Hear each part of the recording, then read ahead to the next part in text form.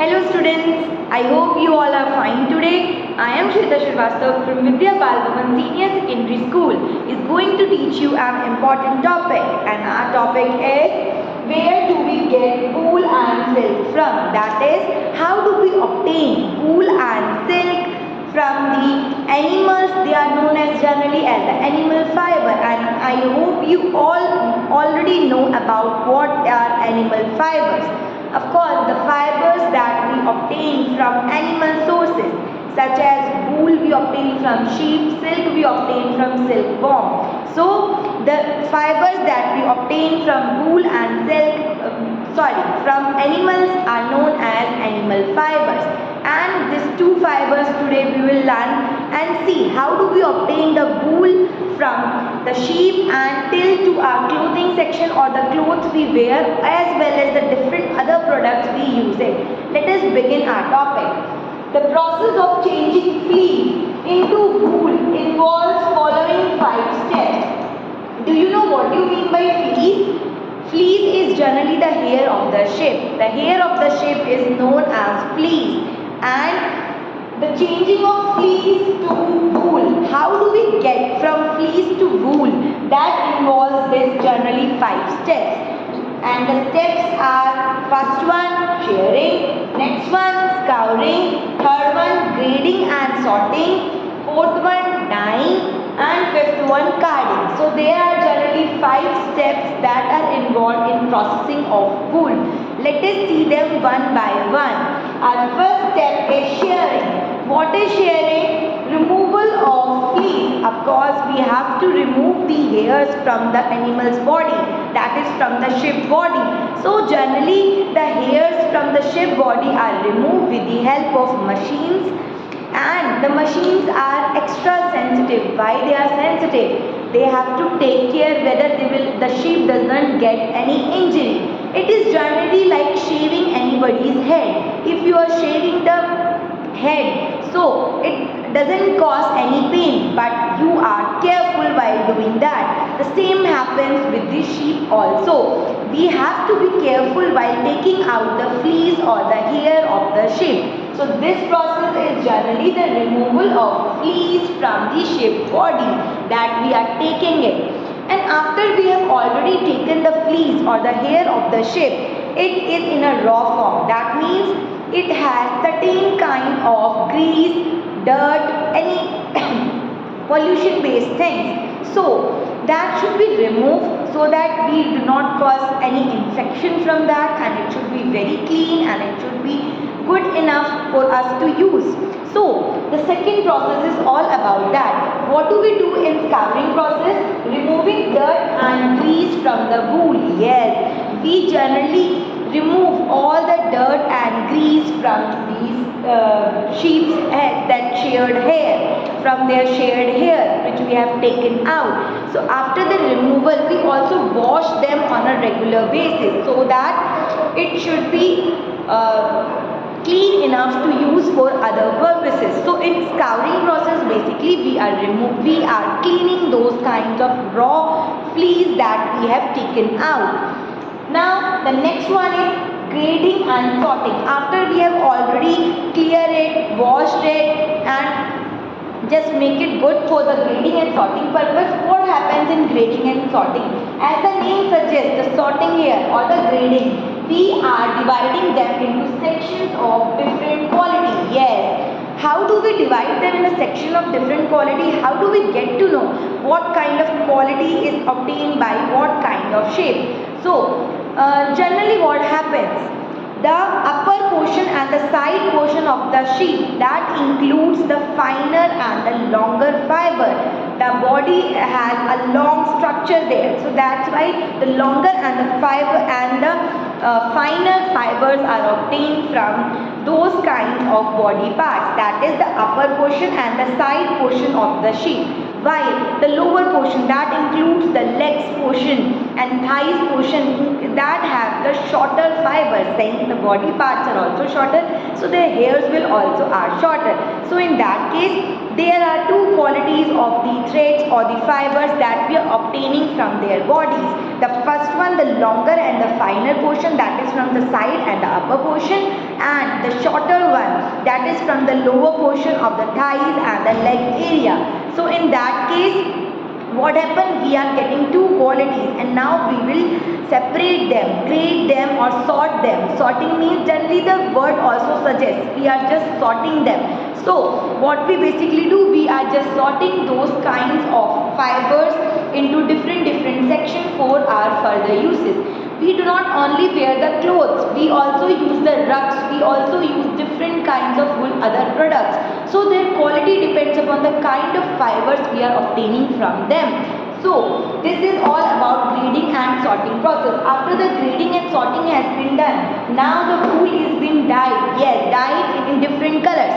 Of course, the wool of generally you have seen the white color of wool only, but it is not only white. Some animals are also giving us black and brown colored wool also. So in that case, it should be, but your clothes are not only white, brown or black color, they are of different multicolors, even the vibrant colors. How do they get that type of colors? It is generally the process of dyeing that is doing there. They will dye into different colors in this process. It can be done before carding or after carding, that depends upon. So what is the next step? That is carding. Carding is straightening the fiber. Yes, the fiber that we are obtaining, we have already cleaned it, we have already dyed it. Now it should be straightened enough to be completed or to be done into fabric. Yes, the fabric completion of making it into a fabric is done by straightening process, so it can be more finer or it can be used easily for making the different kinds of clothing. So this is all about your steps involved in wool processing. Let us revise again. First one was shearing, that is removal of fleece. Second one is of scouring, that is removing dirt and grease. Third one is grading and sorting, that is sections of different quality. We are separating them into different quality. Fourth one is dyeing into different colors and carding. The last one is straightening the fiber. Whatever we have obtained, we have already straightened those fibers for using it. So students, we have already seen the processing of wool. Let us see what are the hazards faced in wool producing industries. Yes, there are several hazards that are involved and that are happening in wool producing industries. Let us see them one by one. Our first hazard is anthrax or sorter disease. Yes, the first hazard is anthrax or sorter disease. It is a kind of disease that is very common in wool producing industries. What is this disease? Let us see that. In sorter disease or anthrax disease, it is mainly caused by anthrax bacteria. Yes, anthrax bacteria is responsible for causing the anthrax or sorter disease. Actually, it happens. There are some contaminated sheep also. All sheep are not healthy. Some are not very healthy. They have a contaminated hairs in them, and while the person is taking out the fleas of the sheep, the contaminated sheep is passing on the infection to the person through the inhaled air. Yes, they inhale that contaminated sheep's bacteria or viruses which is present in the wool. And what happens? What are the symptoms of this disease, anthrax or sorter disease? Generally, it has a fever, a high fever, breathlessness problem, and they have a cough problem. All such problems are related with the anthrax disease. Person is having all such kinds of health issues while they are dealing with the wool that they are taking out from the animal's body, that is from the sheep body. So this is the first one that is related to the wool industry hazards. The second one is occupational hazards. There must be some the machine related hazards also.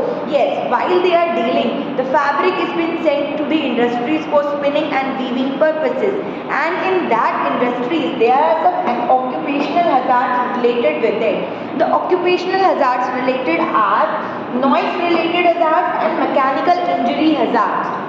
So what is noise related hazard? Of course, that is related with the noise, but how does it voice comes or the noise comes, the high noise comes in? The noise comes in through the machines that are available in the factories for spinning and weaving purpose. Yes, there are heavy machines that are installed in factories and factories for producing the weaving and the knitting process. So what happens in that case? They are producing a lot of noise, and those noise are not good for the persons or the workers that are working there. They are suffering from noise related problem due to these heavy machines and their loud noises. With the continuation of hearing, it becomes more and more difficult for them to deal with such kinds of problems. Next one is mechanical injury. Of course, the machines are big, they are creating noise, but there can be some breakdown also, there can be some injury also related with the machine, since a person is a sensitive and their skins are sensitive. While it can hit, if it will hit on those kinds of machines, they must have some kind of injury in their body. So that is also another kind of hazards that they are dealing with in wool producing industries.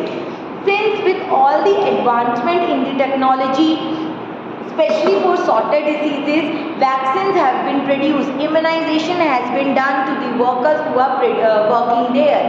So the immunization has been, means they have been provided with the vaccines in the prior basis, so that even if they are in the contact with the contaminated ship, they will not get those kind of disease.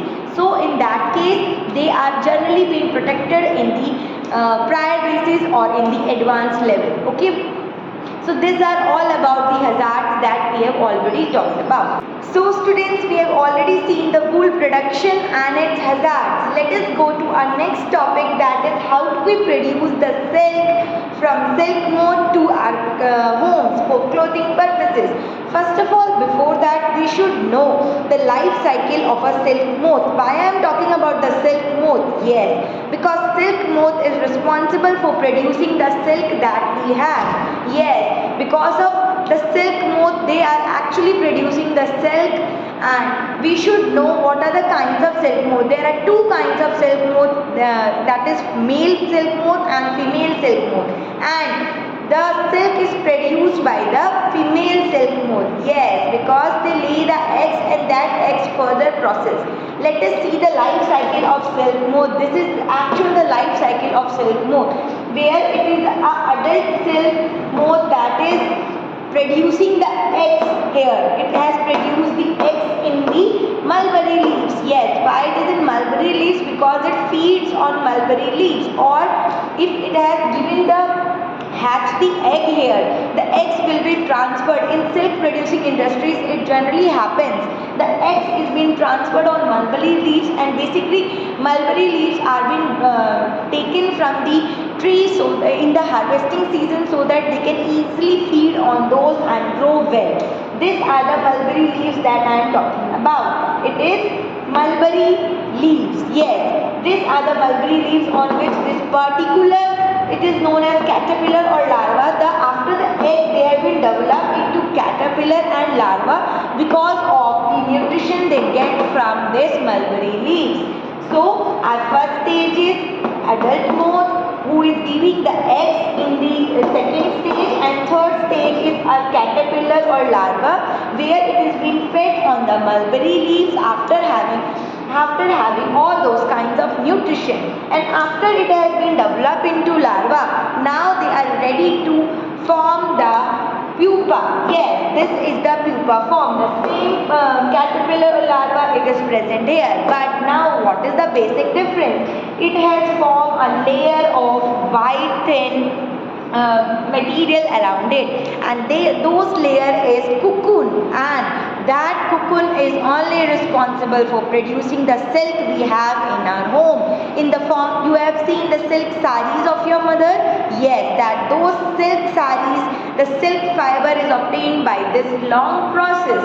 So that white material that is present here, cocoon, this white object that is present on the that outer covering of this pupa, that is known as cocoon, and that cocoon, as it reaches the last stage, after which it has been derived and been processed in the several steps. Yes, the steps are present here for converting those pupa into all these kinds of the fabric. All these kind steps are involved in it. Let us see them one by one.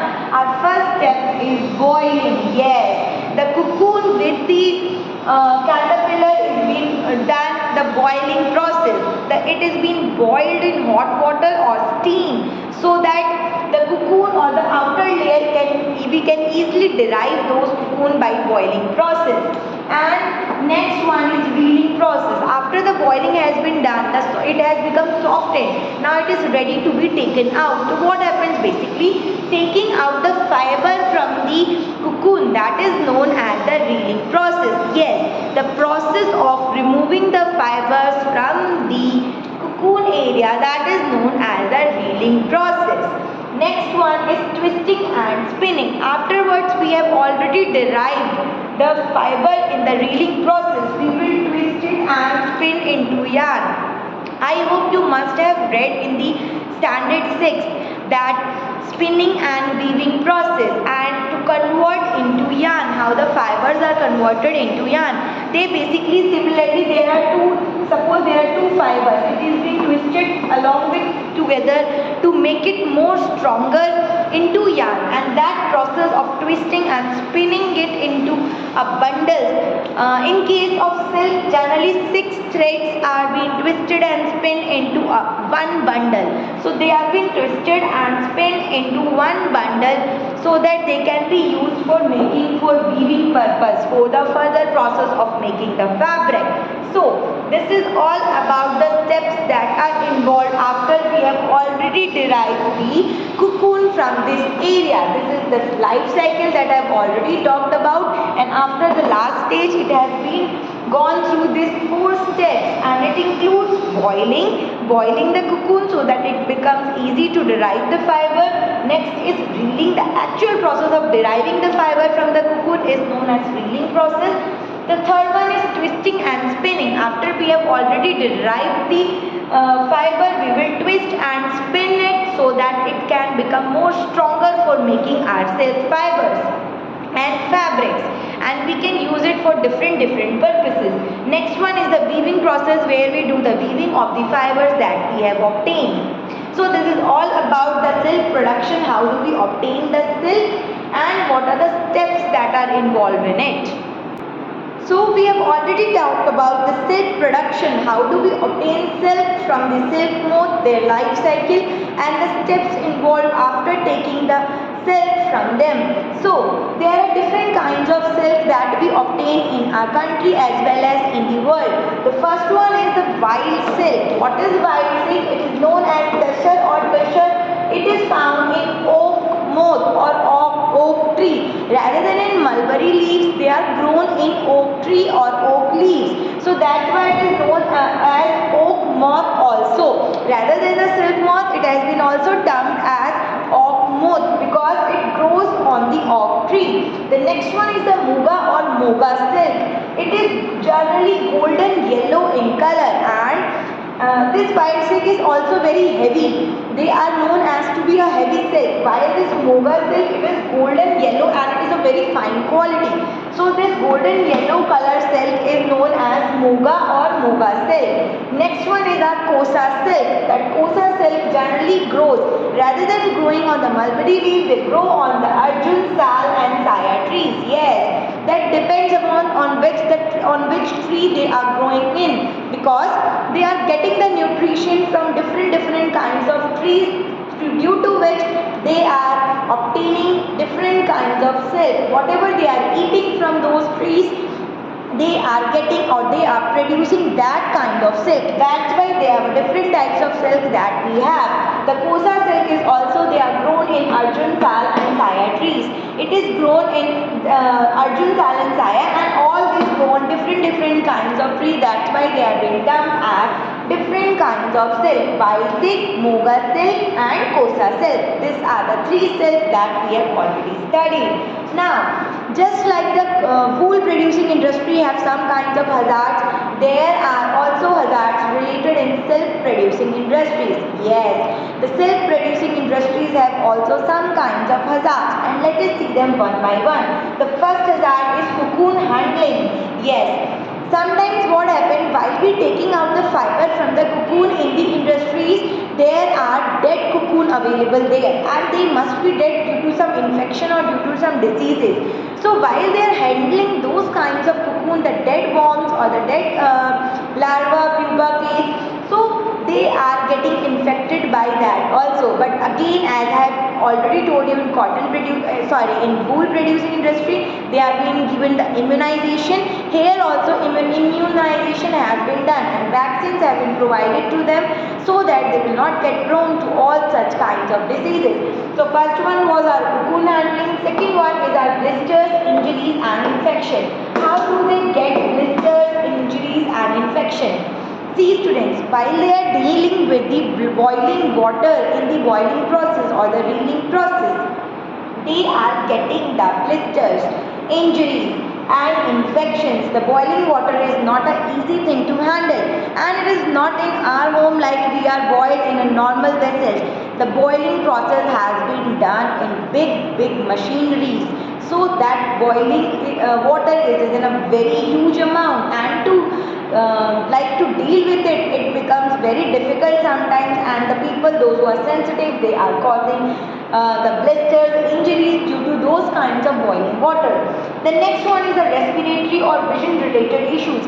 Yes, again the boiling water is causing the respiratory diseases, due to which the workers who are producing the silk, they are getting infected also, as well as they are getting respiratory problems due to those kinds of handling of machines or the process, that the boiling on the reeling process. Now the last one is the hearing disorders. Again it is same as that we have seen in the wool producing industries, that is they are again dealing with the big huge machineries. So after dealing with such kinds of heavy machinery that is operated as a large volume, they are getting prone to all kinds of hearing disease.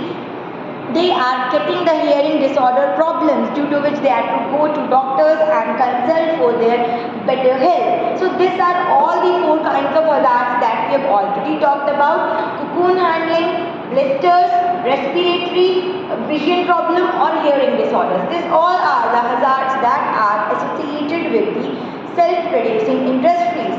So students, I hope you all have understood all those points which I have taught you, not now but before also. In today's class we have seen how is wool and silk produced in industries, how it gets from the raw to the particular final product that we are wearing in our homes, that we are using the different kinds of products. First we have seen the wool production, their steps, their hazards, and next we have seen the silk production, what are the life cycle of a silk moth and what are the different kinds of silk, and also the hazards that is related with all of this. I hope you have understood all such points. Thanks for watching the video.